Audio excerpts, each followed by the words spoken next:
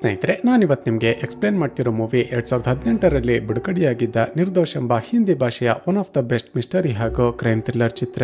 ಈ ಮೂವಿಯ ಕಾನ್ಸೆಪ್ಟ್ ಏನಂದ್ರೆ, news reporter ಆಗಿ ಕೆಲಸ ಮಾಡ್ತಿದ್ದ ಚಿತ್ರದ ಹೀರೋಯಿನ್ ಮಂಜರಿಯನ್ನ ಮುಂಬೈ ಪೊಲೀಸರು ಒಂದು ದಿನ ರಾಣಾ ಎಂಬ ವ್ಯಕ್ತಿಯ ಕೊಲೆ ಕೇಸ್ನಲ್ಲಿ ಅರೆಸ್ಟ್ ಮಾಡ್ತಾರೆ. ಮೊದಲಿಗೆ ಇದೊಂದು ಓಪನ್ ಅಂಡ್ ಶಟ್ ಕೇಸ್ ಅಂದುಕೊಂಡ ಪೊಲೀಸರು ಇನ್ವೆಸ್ಟಿಗೇಷನ್ ಮಾಡ್ತಾ ಹೋದಾಗ ಒಂದೊಂದೇ ಶಾಕಿಂಗ್ ಟ್ವಿಸ್ಟ್ ಗಳು ರಿವೀಲ್ ಆಗೋದಕ್ಕೆ ಶುರುವಾಗುತ್ತವೆ. ಯಾಕಂದ್ರೆ ತನ್ನ ಹೆಂಡತಿ ಅರೆಸ್ಟ್ ಆಗಿದ್ದಾಳೆ ಅಂತ ಗೊತ್ತಾಗ್ತಿದ್ದ ಹಾಗೆ ಮಂಜರಿಯ ಗಂಡ ಗೌತಮ್ ಸ್ಟೇಷನ್ಗೆ ಬರ್ತಾನೆ. ಆತ ನೋಡಿದ್ರೆ ಈ ಕೊಲೆಯನ್ನ ನನ್ನ ಹೆಂಡತಿ ಮಾಡಿಲ್ಲ, ಬದಲಿಗೆ ನಾನೇ ಮಾಡಿರೋದು ಅಂತ ಸರೆಂಡರ್ ಆಗ್ತಾನೆ. ಕನ್ಫ್ಯೂಸ್ ಆದ ಪೊಲೀಸರು ಮತ್ತಷ್ಟು ಇನ್ವೆಸ್ಟಿಗೇಟ್ ಮಾಡ್ತಾ ಹೋದಾಗ ಮಂಜರಿ ಹಾಗೂ ಗೌತಮ್ನ ಮನೆಯಲ್ಲಿ ವಾಸ ಮಾಡ್ತಿದ್ದ ಮತ್ತೊಬ್ಬಳು ಹುಡುಗಿ ನಿಗೂಢವಾಗಿ ಮಿಸ್ಸಿಂಗ್ ಆಗಿದ್ದಾಳೆ ಅಂತ ಗೊತ್ತಾಗುತ್ತೆ. ಸೊ ಚಿತ್ರದಲ್ಲಿ ಮುಂದೇನಾಯ್ತು, ಕೊಲೆಯಾದ ಆ ರಾಣಾ ಯಾರು, ಅವನನ್ನ ಕೊಲೆ ಮಾಡಿದ್ಯಾರೋ, ಮಂಜರಿ ಹಾಗೂ ಗೌತಮ್ನ ಮನೆಯಿಂದ ಮಿಸ್ಸಿಂಗ್ ಆಗಿರುವ ಮತ್ತೊಬ್ಬಳು ಹುಡುಗಿ ಯಾರು, ಪೊಲೀಸರು ಈ ಕೇಸನ್ನ ಇನ್ವೆಸ್ಟಿಗೇಷನ್ ಮಾಡ್ತಾ ಹೋದಾಗೆ ರಿವೀಲ್ ಆಗುವ ಒಂದೊಂದೇ ಮರ್ಡರ್ ಮಿಸ್ಟ್ರಿಗಳಾದ್ರೂ ಏನೆಂಬುದನ್ನ ಈ ವಿಡಿಯೋದಲ್ಲಿ ನೋಡ್ತಾ ಹೋಗೋಣ. ಚಿತ್ರದ ಮೊದಲ ಸೀನ್ನಲ್ಲಿ ಚಿತ್ರದ ಹೀರೋಯಿನ್ ಆಗಿರುವ ಮಂಜರಿಯನ್ನ ಪೊಲೀಸರು ಅರೆಸ್ಟ್ ಮಾಡ್ತಿರೋದನ್ನ ನೋಡ್ತೀವಿ. ಅಲ್ಲಿಗೆ ಕವರೇಜ್ ಮಾಡೋದಕ್ಕೆ ಅಂತ ಬಂದಿದ್ದ ಮೀಡಿಯಾದವರು ಹೇಳೋದೇನಂದ್ರೆ, ಮಂಜರಿ ಖಂಡಿತವಾಗಿಯೂ ಈ ಕೊಲೆಯನ್ನ ಮಾಡಿರೋದಕ್ಕೆ ಸಾಧ್ಯನೇ ಇಲ್ಲ. ಯಾಕಂದ್ರೆ ಮಂಜರಿ ನಮ್ಮ ಮೀಡಿಯಾದಲ್ಲೇ ನ್ಯೂಸ್ ರಿಪೋರ್ಟರ್ ಆಗಿ ಕೆಲಸ ಮಾಡ್ತಿದ್ಲು. ಪೊಲೀಸರು ಅವಸರ ಪಟ್ಟು ಮಂಜರಿಯನ್ನ ಅರೆಸ್ಟ್ ಮಾಡಿದ್ದಾರೆ ಅಂತ ಹೇಳ್ತಿರುವಾಗ್ಲೇ ಚಿತ್ರದ ಹೀರೋ ಆಗಿರುವ ಪೊಲೀಸ್ ಇನ್ಸ್ಪೆಕ್ಟರ್ ಆಕಾಶ್ ಅಲ್ಲಿಗೆ ಬರ್ತಾನೆ. ಆಫೀಸರ್ ಆಕಾಶ್ ಮಂಜರಿಯ ಕೇಸನ್ನ ಇನ್ವೆಸ್ಟಿಗೇಟ್ ಮಾಡ್ತಿದ್ದ ಕಾರಣ ಮೀಡಿಯಾದವರು ಅವನಿಗೆ ಹಲವಾರು ಪ್ರಶ್ನೆಗಳನ್ನ ಕೇಳ್ತಾರೆ. ಆದ್ರೆ ಆಕಾಶ್ ಮಾತ್ರ ಇನ್ವೆಸ್ಟಿಗೇಷನ್ ಮುಗಿಯೋವರೆಗೂ ಏನು ಕೂಡ ಹೇಳೋದಿಲ್ಲ ಅಂತ ಒಳಗಡೆ ಬಂದು ಬಿಡ್ತಾನೆ. ತನ್ನ ಹೆಂಡತಿ ಅರೆಸ್ಟ್ ಆಗಿದ್ದಾಳೆ ಅಂತ ಗೊತ್ತಾಗ್ತಿದ್ದ ಹಾಗೆ ಮಂಜರಿಯ ಗಂಡ ಗೌತಮ್ ತನ್ನ ಮಗುವನ್ನ ಕರೆದುಕೊಂಡು ಅಲ್ಲಿಗೆ ಬರ್ತಾನೆ. ಮೀಡಿಯಾದವರು ಪ್ರಶ್ನೆ ಕೇಳಿದಾಗ ನನ್ನ ಹೆಂಡತಿ ಮಂಜರಿ ಖಂಡಿತ ಈ ಕೊಲೆಯನ್ನ ಮಾಡಿಲ್ಲ, ಪೊಲೀಸರು ಸುಖಾಸುಮ್ಮನೆ ನನ್ನ ಹೆಂಡತಿಯನ್ನ ಅರೆಸ್ಟ್ ಮಾಡಿದ್ದಾರೆ ಅಂತ ಸ್ಟೇಟ್ಮೆಂಟ್ ಕೊಡ್ತಾನೆ. ಈ ಕಡೆ ಆಕಾಶ್ ಮಂಜರಿ ಬಳಿ ಬಂದು, ಮಂಜರಿ ನಿಜ ಹೇಳು, ನೀನೆ ತಾನೇ ಆ ರಾಣನನ್ನ ಕೊಲೆ ಮಾಡಿರೋದು, ನೀನೇ ಈ ಕೊಲೆಯನ್ನ ಒಪ್ಪಿಕೊಂಡ್ರೆ ನಿನಗೆ ಶಿಕ್ಷೆ ಕಡಿಮೆ ಆಗುವ ಹಾಗೆ ಮಾಡ್ತೀನಿ ಅಂತ ಹೇಳ್ತೇನೆ. ಅದಕ್ಕೆ ಮಂಜರಿ ಅಳುತ್ತಾ, ಸರ್ ನನ್ನ ಮಾತನ್ನ ನಂಬಿ ನಾನು ನಿಜವಾಗಿಯೂ ಯಾರನ್ನೋ ಕೊಲೆ ಮಾಡಿಲ್ಲ. ಆಕೆಯ ಮಾತುಗಳನ್ನ ಕೇಳಿ ಸಿಟ್ಟಾದ ಆಕಾಶ್, ನೀನು ಕೊಲೆ ಮಾಡಿಲ್ಲ ಅನ್ನೋದಾದ್ರೆ ನಿನ್ನ ಕೈಗೆ ಗಾಯ ಹೇಗಾಯ್ತು? ಅದಕ್ಕೆ ಮಂಜರಿ ಹೇಳ್ತಾಳೆ, ಸರ್ ಈ ಗಾಯ ಮನೆಯಲ್ಲಿ ತರಕಾರಿ ಕಟ್ ಮಾಡ್ತಿರುವಾಗ ಆಗಿರೋದು. ಅದಕ್ಕೆ ಆಕಾಶ್ ಕೇಳ್ತಾನೆ, ಹಾಗಾದ್ರೆ ರಾಣಾ ಕೊಲೆಯಾಗಿರುವ ಜಾಗದಲ್ಲಿ ನಿನ್ನ ಫಿಂಗರ್ ಪ್ರಿಂಟ್ಸ್ ಗಳು ಹೇಗೆ ಬಂತು? ಅದಕ್ಕೆ ಮಂಜರಿ ಅಳುತ್ತಾ, ಸರ್ ನನ್ನನ್ನ ಈ ಕೇಸ್ ನಲ್ಲಿ ಯಾರೋ ಸಿಕ್ಕಿ ಹಾಕಿಸೋದಕ್ಕೆ ಪ್ರಯತ್ನ ಪಡ್ತಿದ್ದಾರೆ. ನನಗೆ 2 ವರ್ಷದ ಒಬ್ಬಳು ಚಿಕ್ಕ ಮಗಳಿದ್ದಾಳೆ, ಆಕೆಯನ್ನ ನೋಡಿಕೊಳ್ಬೇಕು, ದಯವಿಟ್ಟು ನನ್ನನ್ನ ಬಿಟ್ಟು ಬಿಡಿ ಸರ್ ಅಂತ ಬೇಡಿಕೊಳ್ತಾಳೆ. ಈಗ ಆಕಾಶ್ ಹಾಗೂ ಅವನ ಟೀಮ್ ನವರು ಮಂಜರಿ ವಾಸ ಮಾಡ್ತಿದ್ದ ಅಪಾರ್ಟ್ಮೆಂಟ್ ನ ಜನರನ್ನ ಎನ್ಕ್ವೈರಿ ಮಾಡೋದಕ್ಕೆ ಶುರು ಮಾಡ್ತಾರೆ. ಅಪಾರ್ಟ್ಮೆಂಟ್ ನ ಸೆಕ್ರೆಟರಿ ಹೇಳೋದೇನಂದ್ರೆ, ಸರ್ ಮಂಜರಿ ಹಾಗೂ ಆಕೆಯ ಗಂಡ ಗೌತಮ್ ಇಬ್ಬರು ಕೂಡ ತುಂಬಾನೇ ಒಳ್ಳೆಯವರು. ಮಂಜರಿ ಕೊಲೆ ಮಾಡಿದ್ದಾಳೆ ಅಂತ ನೀವು ಹೇಳ್ತಿರೋದನ್ನ ಕೇಳಿದ್ರೆ ನನ್ಗೇನೆ ಆಶ್ಚರ್ಯವಾಗ್ತಿದೆ ಅಂತ ಹೇಳ್ತೇನೆ. ನಂತರ ಅಪಾರ್ಟ್ಮೆಂಟ್ ನ ಸೆಕ್ಯೂರಿಟಿ ಹಾಗೂ ಲಿಫ್ಟ್ ಆಪರೇಟರ್ ನನ್ನ ಕೂಡ ಎನ್ಕ್ವೈರಿ ಮಾಡ್ತಾರೆ. ಎಲ್ಲರೂ ಮಂಜರಿ ಹಾಗೂ ಗೌತಮ್ನ ಬಗ್ಗೆ ಪಾಸಿಟಿವ್ ಆಗಿ ಹೇಳ್ತಾರೆ. ಈ ಕಡೆ ಆಕಾಶ್ ಮತ್ತೆ ಮಂಜರಿಯನ್ನ ಎನ್ಕ್ವೈರಿ ಮಾಡೋದಕ್ಕೆ ಶುರು ಮಾಡ್ತಾನೆ. ಮಂಜರಿ, ನಿನಗೆ ಯಾರಾದ್ರೂ ಶತ್ರುಗಳಿದ್ದಾರೆ? ನಿನ್ನನ್ನ ಈ ಕೇಸ್ ನಲ್ಲಿ ಸಿಕ್ಕಿ ಹಾಕಿಸೋದಕ್ಕೆ ಯಾರಾದ್ರೂ ಪ್ರಯತ್ನ ಪಡ್ತಿದ್ದಾರೆ ಅಂತ ನಿನಗೆ ಅನುಮಾನ ಬರ್ತಿದ್ಯಾ ಅಂತ ವಿಚಾರಿಸ್ತೇನೆ. ಅದಕ್ಕೆ ಮಂಜರಿ, ಇಲ್ಲ ಸರ್, ನನಗೆ ಯಾರು ಕೂಡ ಶತ್ರುಗಳಿಲ್ಲ, ನನಗೆ ಯಾರ ಮೇಲೂ ಕೂಡ ಅನುಮಾನ ಇಲ್ಲ ಅಂತ ಹೇಳ್ತಾಳೆ. ಸರಿ, ನಿನ್ನ ಹಾಗೂ ನಿನ್ನ ಗಂಡನ ರಿಲೇಶನ್ಶಿಪ್ ಹೇಗಿದೆ? ನಿಮ್ಮಿಬ್ಬರ ಮಧ್ಯ ಏನಾದ್ರೂ ಜಗಳ ಆಗ್ತಿತ್ತ ಅಂತ ಎನ್ಕ್ವೈರಿ ಮಾಡಿದಾಗ ಮಂಜರಿ ತಾವಿಬ್ರು ಪ್ರೀತಿ ಮಾಡಿ ಮದುವೆ ಆಗಿದ್ರ ಬಗ್ಗೆ ಒಂದು ಫ್ಲಾಶ್ ಬ್ಯಾಕ್ ಅನ್ನ ಹೇಳ್ತಾಳೆ. ಸ್ನೇಹಿತರೆ, 3 ವರ್ಷಗಳ ಹಿಂದೆ ಗೌತಮ್ ಮಂಜರಿಯನ್ನ ಒಂದು ರೆಸ್ಟೋರೆಂಟ್ ನಲ್ಲಿ ನೋಡಿರ್ತಾನೆ. ಮಂಜರಿಯನ್ನ ಇಷ್ಟಪಡೋದಕ್ಕೆ ಶುರು ಮಾಡಿದ ಗೌತಮ್ ಆಕೆಗೆ ಪ್ರಪೋಸ್ ಮಾಡಿ ನಂತರ ಮನೆಯವರನ್ನ ಒಪ್ಪಿಸಿ ಮದುವೆ ಆಗಿರ್ತಾನೆ. ಹೀಗೆ ಪ್ರೀತಿಸಿ ಮದುವೆಯಾದ ಇವರಿಬ್ಬರಿಗೆ 1 ವರ್ಷದ ನಂತರ ಒಂದು ಹೆಣ್ಣು ಮಗು ಹುಟ್ಟಿರುತ್ತೆ. ಈಗ ಆಕಾಶ್ ಕೇಳ್ತಾನೆ, ಸರಿ ನಿಮ್ಮ ಮನೆಯಲ್ಲಿ ಆದಾ ಎಂಬ ಒಬ್ಬಳು ಹುಡುಗಿ ನಿಮ್ಮ ಜೊತೆನೆ ವಾಸ ಮಾಡ್ತಿದ್ಲಲ್ವಾ, ಅಷ್ಟಕ್ಕೂ ಆಕೆ ಯಾರು, ಆಕೆಯ ಕಥೆ ಏನು ಅಂತ ಕೇಳ್ತಾನೆ. ಅದಕ್ಕೆ ಮಂಜರಿ ಹೇಳ್ತಾಳೆ, ಸರ್ ನಾನು ಹಾಗೂ ನನ್ನ ಗಂಡ ಬ್ಯಾಂಕ್ ನಲ್ಲಿ ಲೋನ್ ಮಾಡಿಸಿ ಅಪಾರ್ಟ್ಮೆಂಟ್ ನಲ್ಲಿ ಹೊಸ ಫ್ಲಾಟ್ ಅನ್ನ ಪರ್ಚೇಸ್ ಮಾಡಿದ್ವಿ. ಆದ್ರೆ ನಮ್ಮಿಬ್ಬರಿಗೆ ಬರ್ತಿದ್ದ ಸಂಬಳದಲ್ಲಿ ಆ ಫ್ಲಾಟ್ ನ EMI ಕಟ್ಟೋದು ತುಂಬಾನೇ ಕಷ್ಟ ಆಗ್ತಿತ್ತು. ಏನ್ ಮಾಡೋದು ಅಂತ ಯೋಚನೆ ಮಾಡಿದಾಗ ನನಗೆ ಒಂದು ಐಡಿಯಾ ಬಂತು. ನಾವು ಡಬಲ್ ಬೆಡ್ರೂಮ್ ಫ್ಲಾಟ್ ಅನ್ನ ಪರ್ಚೇಸ್ ಮಾಡಿದ ಕಾರಣ ಒಂದು ಬೆಡ್ರೂಮ್ ಖಾಲಿ ಇತ್ತು. ಖಾಲಿ ಇರುವ ಆ ಬೆಡ್ರೂಮ್ ನನ್ನ ಯಾರಾದ್ರೂ ಹುಡುಗಿಗೆ ಬಾಡಿಗೆಗೆ ಕೊಟ್ರೆ, ಅಂದ್ರೆ ಪೇಯಿಂಗ್ ಗೆಸ್ಟ್ ಆಗಿ ಮನೆಗೆ ಸೇರಿಸಿಕೊಂಡ್ರೆ ಬರುವ ದುಡ್ಡಲ್ಲಿ ಫ್ಲಾಟ್ ನ EMI ಕಟ್ಬಹುದು ಅಂತ ಫೇಸ್ಬುಕ್ ನಲ್ಲಿ ಒಂದು ಪೋಸ್ಟ್ ಅನ್ನ ಹಾಕಿದ್ದೆ. ನಾನು ಹಾಕಿದ್ದ ಪೋಸ್ಟ್ ನೋಡಿ ಆದಾ ಎಂಬ ಒಬ್ಬಳು ಸೀರಿಯಲ್ ಆಕ್ಟ್ರೆಸ್ ನನ್ನನ್ನ ಕಾಂಟ್ಯಾಕ್ಟ್ ಮಾಡಿದ್ಲು. ಆಕೆ ತಿಂಗಳಿಗೆ 15,000 ಬಾಡಿಗೆ ಕೊಡ್ತೀನಿ ಅಂತ ಒಪ್ಪಿಕೊಂಡ ಕಾರಣ ನಾನು ಕೂಡ ಸರಿ ಅಂತ ಒಪ್ಪಿಕೊಂಡೆ. ಆಕೆ ನಮ್ಮ ಅಪಾರ್ಟ್ಮೆಂಟ್ಗೆ ಬಂದ ನಂತರವೇ ಎಲ್ಲವೂ ಶುರುವಾಗಿದ್ದು ಅಂತ ಹೇಳ್ತಾಳೆ. ಹಾಗೂ ಇಲ್ಲಿಗೆ ಸೀನ್ ಕಟ್ ಆಗಿ ಚಿತ್ರದಲ್ಲಿ ಒಂದು ಫ್ಲಾಶ್ ಬ್ಯಾಕ್ ಅನ್ನ ತೋರಿಸಲಾಗುತ್ತೆ. ಸ್ನೇಹಿತರೆ, ಮೊದಲೇ ಒಬ್ಬಳು ಆಕ್ಟ್ರೆಸ್ ಆಗಿದ್ದ ಆದಾ ತುಂಬಾನೇ ಬೋಲ್ಡ್ ಆಗಿ ಡ್ರೆಸ್ ಮಾಡಿಕೊಳ್ತಿರ್ತಾಳೆ. ಒಂದು ದಿನ ಆದಾ ರೆಡಿಯಾಗಿ ಶೂಟಿಂಗ್ ಅಂತ ಹೋಗ್ತಿದ್ದಾಗ ಲಿಫ್ಟ್ ನಲ್ಲಿ ರಾಣಾ ಎಂಬಾತ ತುಂಬಾನೇ ವಿಚಿತ್ರವಾಗಿ ನೋಡ್ತಿರ್ತಾನೆ. ಅಪಾರ್ಟ್ಮೆಂಟ್ ನ ಸೆಕ್ರೆಟರಿ ಹಾಗೂ ಲಿಫ್ಟ್ ಆಪರೇಟರ್ ಕೂಡ ಆದಾಳನ್ನೇ ನೋಡ್ತಿರ್ತಾರೆ. ಸ್ನೇಹಿತರೆ, ಈ ರಾಣಾ ಒಬ್ಬ ರೌಡಿ ಶೀಟರ್ ಆಗಿದ್ದು ಸಣ್ಣ ಪುಟ್ಟ ವಿಷಯಕ್ಕೂ ತನ್ನ ಹೆಂಡತಿಗೆ ತುಂಬಾನೇ ಟಾರ್ಚರ್ ಮಾಡ್ತಿರ್ತಾನೆ. ತನ್ನ ಗಂಡ ಕುಡಿದು ಎಷ್ಟೇ ಟಾರ್ಚರ್ ಮಾಡಿದ್ರು ಕೂಡ ರಾಣಾನ ಹೆಂಡತಿ ಮಾತ್ರ ಯಾರಿಗೂ ಹೇಳದೆ ಒಬ್ಬಳೆ ಹಿಂಸೆ ಪಡ್ತಿರ್ತಾಳೆ. ಸ್ನೇಹಿತರೆ, ಮಂಜರಿ ಹಾಗೂ ಗೌತಮ್ನ ಫ್ಲಾಟ್ ನ ಪಕ್ಕದ ಫ್ಲಾಟ್ ನಲ್ಲೇ ಆ ರಾಣಾ ಕೂಡ ವಾಸ ಮಾಡ್ತಿರ್ತಾನೆ. ಮಂಜರಿಯ ಮಾತುಗಳಿಂದ ನಮಗೆ ಗೊತ್ತಾಗೋದೇನೆಂದ್ರೆ ಆ ರಾಣಾ ಒಬ್ಬ ದೊಡ್ಡ ವುಮನೈಸರ್. ಆತ ಅಪಾರ್ಟ್ಮೆಂಟ್ ನಲ್ಲಿ ವಾಸ ಮಾಡ್ತಿರುವ ಹಲವಾರು ಜನ ಹುಡುಗಿಯರ ಜೊತೆ ಹಾಗೂ ಮಹಿಳೆಯರ ಜೊತೆ ಫ್ಲರ್ಟ್ ಮಾಡೋದಕ್ಕೆ ಪ್ರಯತ್ನ ಪಟ್ಟಿರ್ತಾನೆ. ತನ್ನ ಹೆಂಡತಿಯ ಮಾತುಗಳನ್ನ ಕೇಳಿ ಕೋಪಗೊಂಡ ಗೌತಮ್ ಆ ರಾಣಾಗೆ ಸರಿಯಾಗಿ ಬುದ್ಧಿ ಕಲಿಸ್ತೀನಿ ಅಂತ ಹೊರಟಿರ್ತಾನೆ. ಆಗ ಮಂಜರಿನೇ ತನ್ನ ಗಂಡ ಗೌತಮ್ಗೆ ಸಮಾಧಾನ ಮಾಡಿ ಅವನನ್ನ ತಡೆದಿರ್ತಾಳೆ. ಈಗ ಪ್ರೆಸೆಂಟ್ ನಲ್ಲಿ ಕಮಿಷನರ್ ಆಕಾಶ್ಗೆ ಕಾಲ್ ಮಾಡಿ ಆಕಾಶ್ ಕೇಸ್ ಎಲ್ಲಿಗೆ ಬಂತು. ಅದಕ್ಕೆ ಆಕಾಶ್ ಹೇಳ್ತಾನೆ, ಸರ್ ಮಂಜರಿ ತಾನೇ ಕೊಲೆ ಮಾಡಿದ್ದು ಅಂತ ಒಪ್ಪಿಕೊಳ್ತಿಲ್ಲ. ಅದಕ್ಕೆ ಕಮಿಷನರ್ ಹೇಳ್ತಾರೆ, ಆಕಾಶ್ ನೀನೇನ್ ಮಾಡ್ತೀಯೋ ಗೊತ್ತಿಲ್ಲ, ನಿನಗೆ 2 ದಿನ ಟೈಮ್ ಕೊಡ್ತೀನಿ. ಮಂಜರಿ ಕೊಲೆ ಮಾಡೋದಕ್ಕೆ ಯೂಸ್ ಮಾಡಿರುವ ಆ ವೆಪನ್ ಅನ್ನ ಪತ್ತೆ ಮಾಡಿ ಆಕೆಯನ್ನ ಆದಷ್ಟು ಬೇಗ ಕೋರ್ಟ್ಗೆ ಸಬ್ಮಿಟ್ ಮಾಡು ಅಂತ ಹೇಳ್ತಾರೆ. ಈಗ ಆಕಾಶ್ ಮತ್ತೆ ಬಂದು ಮಂಜರಿಯ ಎನ್ಕ್ವೈರಿಯನ್ನ ಕಂಟಿನ್ಯೂ ಮಾಡ್ತಾನೆ. ಸರ್, ನಮ್ಮ ಮನೆಗೆ ಪೇಯಿಂಗ್ ಗೆಸ್ಟ್ ಆಗಿ ಬಂದಿದ್ದ ಆದಾ ಹೋಗ್ತಾ ಹೋಗ್ತಾ ನಮ್ಮ ಮನೆಯಲ್ಲಿ ಒಬ್ಬಳು ಫ್ಯಾಮಿಲಿ ಮೆಂಬರ್ ರೀತಿ ಆಗಿಬಿಟ್ಲು. ನನ್ನ ಮಗಳು ಕೂಡ ಆದಾಳನ್ನ ತುಂಬಾನೇ ಹಚ್ಚಿಕೊಂಡಿದ್ಲು. ಆದ್ರೆ ನಮ್ಮ ಮನೆಯ ಮನೆ ಕೆಲಸದಾಕೆ ಲಕ್ಷ್ಮಿಗೆ ಆದಾಳನ್ನ ಕಂಡ್ರೆ ಆಗ್ತಿರ್ಲಿಲ್ಲ. ಈಗ ಆಕಾಶ್ ತಕ್ಷಣ ಆ ಲಕ್ಷ್ಮಿಯನ್ನ ಎನ್ಕ್ವೈರಿಗೆ ಕರೆಸ್ತಾನೆ. ಲಕ್ಷ್ಮಿ ಹೇಳೋದೇನೆಂದ್ರೆ, ಸರ್ ಕಳೆದ 5 ವರ್ಷಗಳಿಂದ ನಾನು ಮಂಜರಿ ಮೇಡಮ್ ನ ಮನೆಯಲ್ಲಿ ಕೆಲಸ ಮಾಡ್ತಿದ್ದೀನಿ. ಆದ್ರೆ ಅವರ ಮನೆಗೆ ಇತ್ತೀಚೆಗೆ ಪೇಯಿಂಗ್ ಗೆಸ್ಟ್ ಆಗಿ ಬಂದಿದ್ದ ಆದಾ ಸರಿಯಾಗಿ ಬಟ್ಟೆಗಳನ್ನ ಹಾಕ್ತಿರ್ಲಿಲ್ಲ. ಆಕೆ ಯಾವಾಗಲೂ ಬೇರೆ ಬೇರೆ ಹುಡುಗರ ಜೊತೆ ಸುತ್ತಾಡ್ತಿದ್ಲು. ಆಗಾಗ ನಮ್ಮ ಅಪಾರ್ಟ್ಮೆಂಟ್ ಬಳಿನೇ ಬಂದು ಆಕೆಯನ್ನ ಹುಡುಗರು ಪಿಕಪ್ ಮಾಡ್ಕೊಂಡು ಹೋಗ್ತಿದ್ರು. ಜೊತೆಗೆ ಅಪಾರ್ಟ್ಮೆಂಟ್ ನಲ್ಲಿ ವಾಸ ಮಾಡ್ತಿದ್ದ ಬೇರೆ ಗಂಡಸರು ಕೂಡ ಆಕೆ ಹಿಂದೆ ಬಿದ್ದಿದ್ರು ಸರ್ ಅಂತ ಹೇಳ್ತಾಳೆ. ಈಗ ಆಕಾಶ್ ಮಂಜರಿಗೆ ಕೇಳ್ತಾನೆ, ಹಾಗಾದ್ರೆ ನಿನ್ನ ಗಂಡ ಗೌತಮ್ಗೂ ಆದಾಳಿಗೂ ಏನಾದ್ರೂ ಅಫೇರ್ ಇತ್ತ? ಅದಕ್ಕೆ ಮಂಜರಿ ಅಳುತ್ತಾ ಮತ್ತೊಂದು ಫ್ಲಾಶ್ ಬ್ಯಾಕ್ ಅನ್ನ ಹೇಳ್ತಾಳೆ. ಸ್ನೇಹಿತರೆ, ಒಂದು ದಿನ ಮಂಜರಿ ಆಫೀಸ್ಗೆ ಹೋಗ್ತಿದ್ದಾಗ ರಾಣಾ ಬಂದು ಈಕೆಯನ್ನ ಮೀಟ್ ಮಾಡಿರ್ತಾನೆ. ಆತ ನಿನ್ನ ಗಂಡ ಗೌತಮ್ ಹಾಗೂ ಆ ಹುಡುಗಿ ಆದಾ ಇಬ್ಬರು ಕೂಡ ಇಲ್ಲಿಗಲ್ ಅಫೇರ್ ನಲ್ಲಿ ಇದ್ದಾರೆ ಅಂತ ಹೇಳಿರ್ತಾನೆ. ಅವನ ಮಾತುಗಳನ್ನ ಕೇಳಿ ಸಿಟ್ಟಾದ ಮಂಜರಿ ಅವನಿಗೆ ಸರಿಯಾಗಿ ಬೈದಿರ್ತಾಳೆ. ಅವರಿಬ್ಬರು ಅಫೇರ್ ನಲ್ಲಿ ಇದ್ದಾರೆ ಅನ್ನೋದಕ್ಕೆ ನಿನ್ನ ಬಳಿ ಏನಾದ್ರೂ ಸಾಕ್ಷಿ ಇದೆಯಾ? ನನ್ನ ಗಂಡ ನನಗೆ ಮೋಸ ಮಾಡುವಂತ ವ್ಯಕ್ತಿಯಲ್ಲ ಅಂತ ಬೈದಿರ್ತಾಳೆ. ಅದಕ್ಕೆ ರಾಣಾ ವಿಚಿತ್ರವಾಗಿ ನಗುತ್ತಾ, ನೀನು ನಿನ್ನ ಗಂಡನನ್ನ ಇಷ್ಟೊಂದು ನಂಬಿರೋದಕ್ಕೇನೆ ಆತ ನಿನಗೆ ಮೋಸ ಮಾಡ್ತಿರೋದು. ನೆಕ್ಸ್ಟ್ ಟೈಮ್ ಅವರಿಬ್ಬರ ಅಫೇರ್ ಬಗ್ಗೆ ಸಾಕ್ಷಿ ಸಮೇತ ಬರ್ತೀನಿ ಅಂತ ಹೇಳಿರ್ತಾನೆ. ಈಗ ಪ್ರೆಸೆಂಟ್ ನಲ್ಲಿ ಮಂಜರಿಯ ಗಂಡ ಗೌತಮ್ ಸ್ಟೇಷನ್ಗೆ ಬರ್ತಾನೆ. ನೋಡಿದ್ರೆ ನಾನೇ ಆ ರಾಣನನ್ನ ಕೊಲೆ ಮಾಡಿದ್ದು, ನನ್ನ ಹೆಂಡತಿಯನ್ನ ಬಿಟ್ಟು ಬಿಡಿ ಅಂತ ಸ್ಟೇಟ್ಮೆಂಟ್ ಕೊಡ್ತಾನೆ. ಶಾಕ್ ಆದ ಪೊಲೀಸರು ತಕ್ಷಣ ಇವನನ್ನ ಕೂಡ ಅರೆಸ್ಟ್ ಮಾಡಿ ಸಲ್ಗೆ ಹಾಕ್ತಾರೆ. ತನ್ನ ಗಂಡ ತಾನೇ ಕೊಲೆ ಮಾಡಿದ್ದೀನಿ ಅಂತ ಒಪ್ಪಿಕೊಳ್ತಿದ್ದ ಹಾಗೆ ಮಂಜರಿಗೆ ತುಂಬಾನೇ ಶಾಕ್ ಆಗುತ್ತೆ. ನಾನೇ ಕೊಲೆ ಮಾಡಿದ್ದು ಅಂತ ಯಾಕೆ ಒಪ್ಕೊಂಡೆ ಅಂತ ಕೂಗಾಡೋದಕ್ಕೆ ಶುರು ಮಾಡ್ತಾಳೆ. ತಕ್ಷಣ ಆಕಾಶ್ ಗೌತಮ್ನನ್ನ ಬೇರೆ ಸೆಲ್ಗೆ ಕರೆದುಕೊಂಡು ಹೋಗಿ ಎನ್ಕ್ವೈರಿ ಮಾಡೋದಕ್ಕೆ ಶುರು ಮಾಡ್ತಾನೆ. ಗೌತಮ್ ಹೇಳೋದೇನೆಂದ್ರೆ, ಸರ್ ಆದಾ ನಮ್ಮ ಮನೆಗೆ ಬಂದ ನಂತರ ದಿನಗಳು ಕಳೆದಂತೆ ನಮ್ಮಿಬ್ಬರ ಮಧ್ಯ ಫ್ರೆಂಡ್ಶಿಪ್ ಹೆಚ್ಚಾಯ್ತು. ಮತ್ತಷ್ಟು ದಿನಗಳು ಕಳೆದಂತೆ ನಾವಿಬ್ಬರು ಇಲ್ಲಿಗಲ್ ಅಫೇರ್ ಅನ್ನ ಸ್ಟಾರ್ಟ್ ಮಾಡಿಕೊಂಡ್ವಿ. ಮಂಜರಿ ಮನೆಯಲ್ಲಿ ಇಲ್ಲದಿರುವ ಸಮಯವನ್ನ ನೋಡ್ಕೊಂಡು ನಾವಿಬ್ರು ಇಂಟಿಮೇಟ್ ಆಗ್ತಿದ್ವಿ. ಹೀಗಿರುವಾಗ್ಲೇ ಒಂದು ದಿನ ಆ ರಾಣಾ ಪಕ್ಕದ ಬಾಲ್ಕನಿಯಿಂದ ನಾವಿಬ್ರು ಇಂಟಿಮೇಟ್ ಆಗ್ತಿರೋದನ್ನ ಒಂದು ಕ್ಯಾಮ್ರಾದಿಂದ ಸೀಕ್ರೆಟ್ ಆಗಿ ರೆಕಾರ್ಡ್ ಮಾಡಿದ್ದ. ನಂತರ ಆದಾಳನ್ನ ಬ್ಲಾಕ್ ಮೇಲ್ ಮಾಡೋದಕ್ಕೆ ಶುರು ಮಾಡಿದ ಅಂತ ಮತ್ತೊಂದು ಫ್ಲಾಶ್ ಬ್ಯಾಕ್ ತೋರಿಸಲಾಗುತ್ತೆ.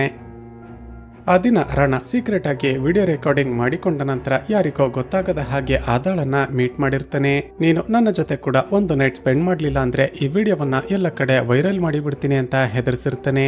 ಆದ್ರೆ ಆದ ಮಾತ್ರ ಹೆದರಿಕೊಳ್ಳದೆ ಅವನ ಕಪಾಳಕ್ಕೆ ಹೊಡೆದು ಅಲ್ಲಿಂದ ಹೊರಟು ಬಂದಿರ್ತಾಳೆ. ಸ್ನೇಹಿತರೆ, ಆದ ಅಲ್ಲಿಂದ ಹೊರಗಡೆ ಬಂದ ನಂತರ ಆಕೆ ಮತ್ತೊಬ್ಬ ಬಾಯ್ ಫ್ರೆಂಡ್ ಆಗಿರುವ ರಾಬಿನ್ ಎಂಬಾತನನ್ನ ನೋಡ್ತೀವಿ.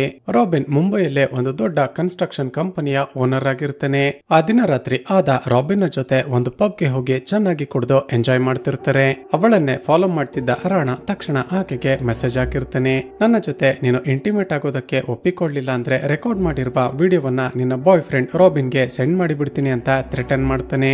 ಈಗ ಹೆದರಿಕೊಂಡ ಆತ ಸರಿ ನನ್ಗೆ ಸ್ವಲ್ಪ ಟೈಮ್ ಕೊಡೋ, ಯೋಚನೆ ಮಾಡಿ ಹೇಳ್ತೀನಿ ಅಂತ ಹೇಳಿ ಫೋನ್ ಅನ್ನ ಕಟ್ ಮಾಡ್ತಾಳೆ.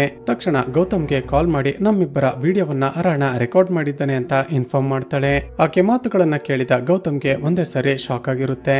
ಈ ವಿಷಯ ಹೊರಗಡೆ ಬಂದ್ರೆ ನನ್ನ ಮರ್ಯಾದೆ ಹಾಳಾಗಿ ಹೋಗುತ್ತೆ, ಈಗೇನ್ ಮಾಡೋದು ಅಂತ ಟೆನ್ಷನ್ ಆಗ್ತಾನೆ. ಹಾಗೂ ಇಲ್ಲಿಗೆ ಈ ಸೀನ್ ಕಟ್ ಆಗಿ ಕತೆ ಈಗ ಪ್ರೆಸೆಂಟ್ ಗೆ ಬರುತ್ತೆ. ಇವನ ಮಾತುಗಳನ್ನ ಕೇಳಿದ ಆಫೀಸರ್ ಆಕಾಶ್ ಈಗ ಒಂದು ಟ್ವಿಸ್ಟ್ ಅನ್ನ ರಿವೀಲ್ ಮಾಡ್ತಾನೆ. ಗೌತಮ್, ನೀನು ಆ ರಾಣನನ್ನ ಕೊಲೆ ಮಾಡಿಲ್ಲ ಅಂತ ಮೊದಲೇ ನಮ್ಗೆ ಗೊತ್ತಾಗಿದೆ. ರಾಣನ ಕೊಲೆಯಾದಾಗ ನೀನು ಈ ಊರಲ್ಲೇ ಇರ್ಲಿಲ್ಲ, ಬಿಸ್ನೆಸ್ ಟ್ರಿಪ್ಗೆ ಅಂತ ದುಬೈಗೆ ಹೋಗಿದ್ದೆ. ಅಷ್ಟಕ್ಕೂ ವಿಷಯವೇನೆಂದ್ರೆ ಗೌತಮ್ ತನ್ನ ಹೆಂಡತಿಯನ್ನ ಕಾಪಾಡೋದಕ್ಕೆ ನಾನೇ ಈ ಕೊಲೆಯನ್ನ ಮಾಡಿದ್ದು ಅಂತ ಬಂದು ಸರೆಂಡರ್ ಆಗಿರ್ತಾನೆ. ನಂತರ ರಾಣನ ಪೋಸ್ಟ್ ಮಾರ್ಟಮ್ ಮಾಡಿದ ಡಾಕ್ಟರ್ ನನ್ನ ಹೋಗಿ ವಿಚಾರಿಸಿದಾಗ ಆತ ಹೇಳೋದೇನೆಂದ್ರೆ, ಸರ್, ರಾಣನ ಕೊಲೆಯಾಗಿದ್ದ ಜಾಗದಲ್ಲಿ ಮಂಜರಿಯ ಫಿಂಗರ್ ಪ್ರಿಂಟ್ ಗಳು ನಮಗೆ ಸಿಕ್ಕಿರೋದು ನಿಜಾನೇ, ಆದ್ರೆ ಅವಳೇ ಈ ಕೊಲೆಯನ್ನ ಮಾಡಿರಬಹುದು ಅಂತ ಎಕ್ಸಾಕ್ಟ್ ಆಗಿ ಹೇಳೋದಕ್ಕೆ ಸಾಧ್ಯವಾಗ್ತಿಲ್ಲ. ಕಿಲ್ಲರ್ ಕೊಲೆ ಮಾಡೋದಕ್ಕೆ ಯೂಸ್ ಮಾಡಿರುವ ವೆಪನ್ ಸಿಕ್ಕಿದ್ರೆ ಏನಾದ್ರೂ ಇನ್ಫಾರ್ಮೇಶನ್ ಸಿಗ್ಬಹುದು ಸರ್ ಅಂತ ಹೇಳ್ತಾನೆ.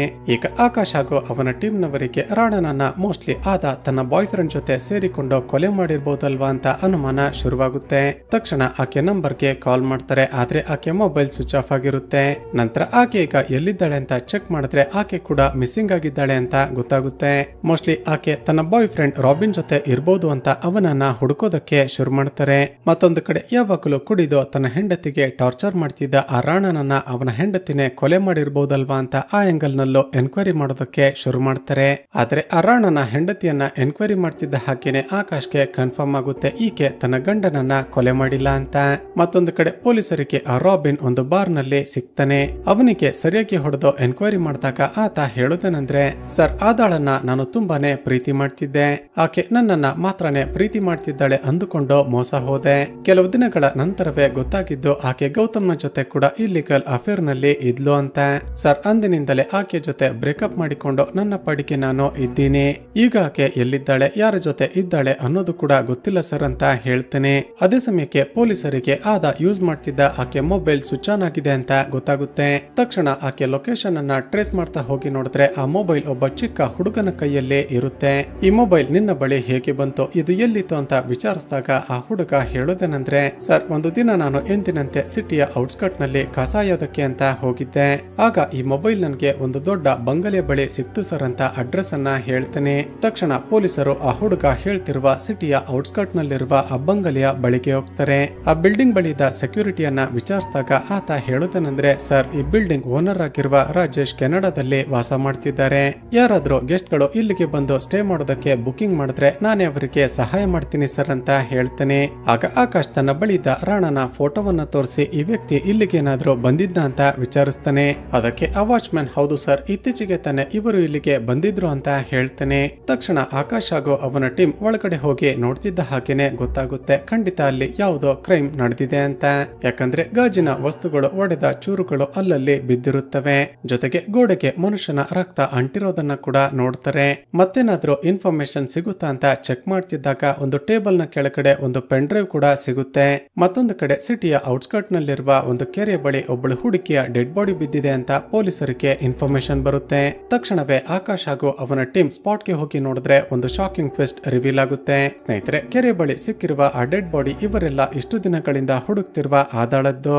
ಇಷ್ಟು ದಿನಗಳಿಂದ ನಾವು ನೋಡಿದ್ರೆ ರಾಣನನ್ನ ಕೊಲೆ ಮಾಡಿದ್ದು ಆದ ಅಂತ ಅಂದುಕೊಂಡಿದ್ವಿ, ಆದ್ರೆ ಈಗ ನೋಡಿದ್ರೆ ಆದಾಳನ್ನೇ ಯಾರೋ ಕೊಲೆ ಮಾಡಿ ಇಲ್ಲಿಗೆ ತಂದು ಬಿಸಾಕಿ ಹೋಗಿದ್ದಾರೆ. ಹಾಗಾದ್ರೆ ಖಂಡಿತ ಈ ಎರಡು ಕೊಲೆಗಳ ಹಿಂದೆ ಬೇರೆ ಯಾರೋ ಇದ್ದಾರೆ ಅಂತ ಮತ್ತಷ್ಟು ಇನ್ವೆಸ್ಟಿಗೇಷನ್ ಜಾಸ್ತಿ ಮಾಡ್ತಾನೆ. ಈಗ ತಮಗೆ ಆ ಬಂಗಲೆಯಲ್ಲಿ ಸಿಕ್ಕಿದ್ದ ಪೆನ್ ಡ್ರೈವ್ ನಲ್ಲಿ ಏನಿದೆ ಅಂತ ಓಪನ್ ಮಾಡಿ ನೋಡಿದಾಗ ಅದು ರಾಣಾ ತಾನೇ ರೆಕಾರ್ಡ್ ಮಾಡಿರುವ ಒಂದು ವಿಡಿಯೋ ಆಗಿರುತ್ತೆ. ಆ ದಿನ ತಾನು ಆದಾಳ ಜೊತೆ ಇಂಟಿಮೇಟ್ ಆಗೋದನ್ನ ಆಕೆಗೆ ಗೊತ್ತಾಗದ ಹಾಗೆ ಸೀಕ್ರೆಟ್ ಆಗಿ ರೆಕಾರ್ಡ್ ಮಾಡಬೇಕು ಅಂತ ಕ್ಯಾಮ್ರಾವನ್ನ ಸೆಟಪ್ ಮಾಡ್ತಾನೆ. ಸ್ವಲ್ಪ ಸಮಯದ ನಂತರ ಆ ಬಂಗಲೆಗೆ ಬರ್ತಾಳೆ. ಈ ರಾಣಾ ತನಗೆ ಬ್ಲಾಕ್ ಮೇಲ್ ಮಾಡ್ತಿದ್ದ ಕಾರಣ ಹೆದರಿಕೊಂಡಿದ್ದ ಆತ ಹೇಳಿದ ಹಾಗೆ ಆ ಬಂಗಲೆಗೆ ಬಂದಿರ್ತಾಳೆ. ಇಬ್ಬರು ಇಂಟಿಮೇಟ್ ಆಗೋದಕ್ಕೂ ಮುಂಚೆ ಒಂದು ಸಾರಿ ಡ್ರಿಂಕ್ಸ್ ಮಾಡೋಣ ಅಂತ ಡ್ರಿಂಕ್ಸ್ ಬಾಟಲಿಯನ್ನ ಓಪನ್ ಮಾಡ್ತಾನೆ. ಆಗ ಅವನ ಗಮನವನ್ನ ಬೇರೆ ಕಡೆ ಹೋಗುವ ಹಾಗೆ ಮಾಡಿ ತಾನು ತಂದಿದ್ದ ಪಾಯ್ಸನ್ ಅನ್ನ ಡ್ರಿಂಕ್ಸ್ ಬಾಟಲಿಗೆ ಹಾಕಿ ಬಿಡ್ತಾಳೆ. ಈ ವಿಷಯ ಗೊತ್ತಿಲ್ಲದ ನಿಲ್ಲದೆ ಡ್ರಿಂಕ್ಸ್ ಅನ್ನ ಕುಡಿತಿದ್ದ ಹಾಗೆ ರಾಣಾನ ತಲೆ ಸುತ್ತೋದಕ್ಕೆ ಶುರುವಾಗುತ್ತೆ. ನಿನಗೆ ಎಷ್ಟು ಧೈರ್ಯ ಇದ್ರೆ ನನ್ನನ್ನೇ ಬ್ಲಾಕ್ ಮೇಲ್ ಮಾಡ್ತೀಯಾ? ನನ್ನ ಜೊತೆ ಇಂಟಿಮೇಟ್ ಆಗೋದಕ್ಕೆ ಈ ಸಿಟಿಯ ಕೋಟ್ಯಾಧಿಪತಿಗಳು ವೇಟ್ ಮಾಡ್ತಿದ್ದಾರೆ. ಹೀಗಿರುವಾಗ ಬ್ಲಾಕ್ ಮೇಲ್ ಮಾಡಿ ನನ್ನ ಜೊತೆ ಇಂಟಿಮೇಟ್ ಆಗ್ಬೇಕು ಅಂದುಕೊಳ್ಳೋದಕ್ಕೆ ನಿನಗೆ ಎಷ್ಟು ಧೈರ್ಯ? ನೀನು ಈಗ ತಾನೇ ಕುಡಿದ ಡ್ರಿಂಕ್ಸ್ ನಲ್ಲಿ ಪಾಯ್ಸನ್ ಅನ್ನ ಮಿಕ್ಸ್ ಮಾಡಿದ್ದೆ. ಇನ್ನು ಕೆಲವೇ ನಿಮಿಷಗಳಲ್ಲಿ ನೀನು ಸತ್ತು ಹೋಗ್ತೀಯ ಅಂತ ನಗ್ತಾಳೆ. ಆಕೆಯ ಮಾತುಗಳನ್ನ ಕೇಳಿದ ರಾಣಾಗೆ ಕೋಪ ಬಂದು ಆಕೆ ಮೇಲೆ ಅಟ್ಯಾಕ್ ಮಾಡೋದಕ್ಕೆ ಶುರು ಮಾಡ್ತಾನೆ. ಆದ ಅಲ್ಲಿಂದ ತಪ್ಪಿಸಿಕೊಂಡು ಹೋಗೋದಕ್ಕೆ ಆಕೆ ಕೂಡ ವಾಪಸ್ ಫೈಟ್ ಬ್ಯಾಕ್ ಮಾಡೋದಕ್ಕೆ ಶುರು ಮಾಡ್ತಾಳೆ. ಆದರೆ ಅಷ್ಟರಲ್ಲೇ ರಾಣಾ ಆಕೆ ತಲೆಗೆ ಸ್ಟೀಲ್ ನ ಕುರ್ಚಿಯಿಂದ ಬಲವಾಗಿ ಹೊಡೆದು ಬಿಡುತ್ತಾನೆ. ತಲೆಗೆ ತೀವ್ರವಾಗಿ ಪೆಟ್ಟಾಗಿದ್ದ ಕಾರಣ ಆದ ಆನ್ ದ ಸ್ಪಾಟ್ ಸತ್ತು ಹೋಗ್ತಾಳೆ. ಆಕೆ ಸತ್ತು ಹೋದ್ಲು ಅಂತ ಗೊತ್ತಾಗ್ತಿದ್ದ ಹಾಗೆ ರಾಣಾಗೆ ಒಂದೇ ಸಾರಿ ಶಾಕ್ ಆಗಿರುತ್ತೆ. ಈ ವಿಷಯ ಯಾರಿಗೋ ಗೊತ್ತಾಗಬಾರ್ದು ಅಂತ ತಕ್ಷಣವೇ ಆಕೆ ಡೆಡ್ ಬಾಡಿಯನ್ನ ತೆಗೆದುಕೊಂಡು ಹೋಗಿ ಕೆರೆಯ ಬಳಿ ಡಿಸ್ಪೋಸ್ ಮಾಡಿರ್ತಾನೆ. ಇಲ್ಲಿಗೆ ಸೀನ್ ಕಟ್ ಆಗಿ ಪ್ರೆಸೆಂಟ್ ನಲ್ಲಿ ಮಂಜರಿಯ ಕೇಸ್ ಈಗ ಕೋರ್ಟ್ ಗೆ ಹಿಯರಿಂಗ್ ಗೆ ಬಂದಿರುತ್ತೆ. ಈಗ ಅಪೋಸಿಷನ್ ಲಾಯರ್ ಮಂಜರಿನೇ ಈ ಕೊಲೆಯನ್ನ ಮಾಡಿರೋದು. ರಾಣಾ ಕೊಲೆಯಾದ ಜಾಗ ಅಂದ್ರೆ ಅವನ ಫ್ಲಾಟ್ ನಲ್ಲಿ ಮಂಜರಿಯ ಫಿಂಗರ್ ಪ್ರಿಂಟ್ಸ್ ಗಳು ಪೊಲೀಸರಿಗೆ ಸಿಕ್ಕಿವೆ. ಹಾಗಾಗಿ ಮಂಜರಿಗೆ ಜೀವಾವಧಿ ಶಿಕ್ಷೆಯನ್ನ ಕೊಡಬೇಕು ಅಂತ ವಾದ ಮಾಡ್ತಾನೆ. ಅದಕ್ಕೆ ಮಂಜರಿ ಹಾಗೂ ಗೌತಮ್ ಪರ ವಾದ ಮಾಡ್ತಿದ್ದ ಲಾಯರ್ ಹೇಳೋದೇನೆಂದ್ರೆ, ಇವ್ರ ಆನರ್ ಕೇವಲ ಮಂಜರಿಯ ಫಿಂಗರ್ ಪ್ರಿಂಟ್ ಗಳಿಂದ ಆಕೆನೆ ಕೊಲೆ ಮಾಡಿದ್ದಾಳೆ ಅಂತ ಡಿಸೈಡ್ ಮಾಡೋದಕ್ಕೆ ಸಾಧ್ಯ ಇಲ್ಲ. ಪೊಲೀಸರಿಗೆ ಇದುವರೆಗೂ ಕೂಡ ರಾಣಾನನ್ನ ಯಾವ ವೆಪನ್ ನಿಂದ ಕೊಲೆ ಮಾಡಿದ್ದಾರೆ ಅಂತ ಕಂಡುಹಿಡಿಯೋದಕ್ಕೆ ಸಾಧ್ಯವಾಗಿಲ್ಲ. ಹಾಗಾಗಿ ಮಂಜರಿ ಈ ಕೇಸ್ ನಲ್ಲಿ ನಿರಪರಾಧಿ, ಆಕೆಯನ್ನ ತಕ್ಷಣ ಬಿಡುಗಡೆ ಮಾಡಿ ಅಂತ ವಾದ ಮಾಡ್ತಾಳೆ. ಈಗ ಜಡ್ಜ್ ಪೊಲೀಸರನ್ನ ವಿಚಾರಿಸಿದಾಗ ಅವರ ಬಳಿ ಕೂಡ ಮಂಜರಿನೇ ಕೊಲೆ ಮಾಡಿರುವುದು ಅಂತ ಪ್ರೂವ್ ಮಾಡೋದಕ್ಕೆ ಯಾವುದೇ ಸ್ಟ್ರಾಂಗ್ ಎವಿಡೆನ್ಸ್ ಗಳು ಇಲ್ಲ ಅಂತ ಗೊತ್ತಾಗುತ್ತೆ. ಹೀಗಾಗಿ ಮಂಜರಿ ಈ ಕೊಲೆ ಕೇಸ್ ನಲ್ಲಿ ನಿರಪರಾಧಿ ಅಂತ ಜಡ್ಜ್ಮೆಂಟ್ ಅನ್ನ ಪಾಸ್ ಮಾಡ್ತಾರೆ. ಮಂಜರಿಗೆ ತಾನು ನಿರಪರಾಧಿ ಅಂತ ಜಡ್ಜ್ಮೆಂಟ್ ಬರ್ತಿದ್ದ ಹಾಗೆ ತುಂಬಾನೇ ಖುಷಿಯಾಗಿ ತನ್ನ ಗಂಡನ ಜೊತೆ ಕೋರ್ಟ್ ನಿಂದ ಹೊರಗಡೆ ಬರ್ತಾಳೆ. ಆಗ ಆಕಾಶ್ ಮಂಜರಿಯ ಮಗಳ ತಲೆ ಕೂದಲಿಗೆ ಹಾಕಿರುವ ಒಂದು ಉದ್ದವಾದ ಮೆಟಲ್ ಹೇರ್ ಪಿನ್ ಅನ್ನ ನೋಡ್ತಾನೆ. ಸ್ನೇಹಿತರೆ, ಈಗ ರಿವೀಲ್ ಆಗುವ ಶಾಕಿಂಗ್ ಟ್ವಿಸ್ಟ್ ಏನಂದ್ರೆ ಮಂಜರಿ ಇದೇ ಹೇರ್ ಪಿನ್ ನಿಂದಲೇ ರಾಣಾನನ್ನ ಚುಚ್ಚಿ ಸಾಯಿಸಿರೋದು. ಅಷ್ಟಕ್ಕೂ ಆ ದಿನ ಏನಾಗಿರುತ್ತೆ ಅಂದ್ರೆ ಆದ ಮಿಕ್ಸ್ ಮಾಡಿದ್ದ ಪಾಯ್ಸನ್ ಅನ್ನ ಕುಡಿದ ನಂತರವೂ ಕೂಡ ರಾಣಾ ಬದುಕೇ ಇರ್ತಾನೆ. ಕುಡಿದ ನಶೆಯಲ್ಲಿ ವಾಪಸ್ ತನ್ನ ಫ್ಲಾಟ್ ಗೆ ಬಂದು ಮಂಜರಿಗೆ ಕಾಲ್ ಮಾಡಿ ತನ್ನ ಫ್ಲಾಟ್ ಗೆ ಬರೋದಕ್ಕೆ ಹೇಳ್ತಾನೆ. ಮಂಜರಿ ಅಲ್ಲಿಗೆ ಬಂದು ಏನ್ ವಿಷಯ ಅಂತ ಕೇಳಿದಾಗ ಆ ದಿನ ನಿನ್ನ ಗಂಡ ಹಾಗೂ ಆದ ಇಲ್ಲಿಗಲ್ ಅಫೇರ್ ನಲ್ಲಿ ಇರೋದಕ್ಕೆ ಏನಾದ್ರೂ ಪ್ರೂಫ್ ಇದೆಯಾ ಅಂತ ಕೇಳಿದ್ದೆ ಅಲ್ವಾ? ನೋಡೋ ಪ್ರೂಫ್ ಅಂತ ತಾನು ರೆಕಾರ್ಡ್ ಮಾಡಿಕೊಂಡಿದ್ದ ವಿಡಿಯೋವನ್ನ ತೋರಿಸಿರ್ತಾನೆ. ತನ್ನ ಗಂಡ ತನಗೇನೆ ಮೋಸ ಮಾಡಿಬಿಟ್ನಲ್ಲ ಅಂತ ಮಂಜರಿಗೆ ತುಂಬಾನೇ ದುಃಖ ಆಗಿರುತ್ತೆ. ಅದೇ ಸಮಯಕ್ಕೆ ಕುಡಿದು ನಶೆಯಲ್ಲಿದ್ದ ರಾಣಾ ಮಂಜರಿ ಮೇಲೆ ಅತ್ಯಾಚಾರ ಮಾಡೋದಕ್ಕೆ ಪ್ರಯತ್ನ ಪಡ್ತಾನೆ. ಒಂದೇ ಸಾರಿ ಶಾಕ್ ಆದ ಮಂಜರಿ ತನ್ನ ಡಿಫೆನ್ಸ್ ಗೆ ಅಂತ ತನ್ನ ತಲೆಯಲ್ಲಿದ್ದ ಹೇರ್ ಪಿನ್ ನಿಂದ ಅವನಿಗೆ ಚುಚ್ಚಿ ಸಾಯಿಸಿ ಬಿಟ್ಟಿರ್ತಾಳೆ. ಈಗ ಆಕಾಶ್ಗೆ ಮಂಜರಿಯ ಮಗಳ ತಲೆಯಲ್ಲಿರುವ ಆ ಪಿನ್ ಅನ್ನ ನೋಡ್ತಿದ್ದ ಹಾಗೇನೆ ಅರ್ಥ ಆಗುತ್ತೆ ಇದೇ ಕೊಲೆ ಮಾಡೋದಕ್ಕೆ ಯೂಸ್ ಮಾಡಿರುವ ವೆಪನ್ ಅಂತ. ಆದ್ರೆ ಈ ವಿಷಯವನ್ನ ಯಾರಿಗೂ ಹೇಳದೆ ಮಂಜರಿಯನ್ನ ನೋಡಿ ಸ್ಮೈಲ್ ಮಾಡ್ತಾನೆ ಹಾಗೂ ಇಲ್ಲಿಗೆ ಈ ಚಿತ್ರ ಮುಕ್ತಾಯವಾಗುತ್ತೆ. ಸ್ನೇಹಿತರೆ, ಚಿತ್ರದ ಕತೆ ಇಷ್ಟವಾಗಿದ್ರೆ ಈ ವಿಡಿಯೋಗೆ ಒಂದು ಲೈಕ್ ಮಾಡಿ ಶೇರ್ ಮಾಡೋದನ್ನ ಮರೆಯಬೇಡಿ. ಇದೇ ರೀತಿಯ ವಿಡಿಯೋಸ್ಗಾಗಿ ಈ ಚಾನಲ್ ಅನ್ನ ಸಬ್ಸ್ಕ್ರೈಬ್ ಮಾಡಿಕೊಂಡು ಪಕ್ಕದಲ್ಲೇ ಇರುವ ಬೆಲ್ ಐಕಾನ್ ಅನ್ನ ಕ್ಲಿಕ್ ಮಾಡಿ.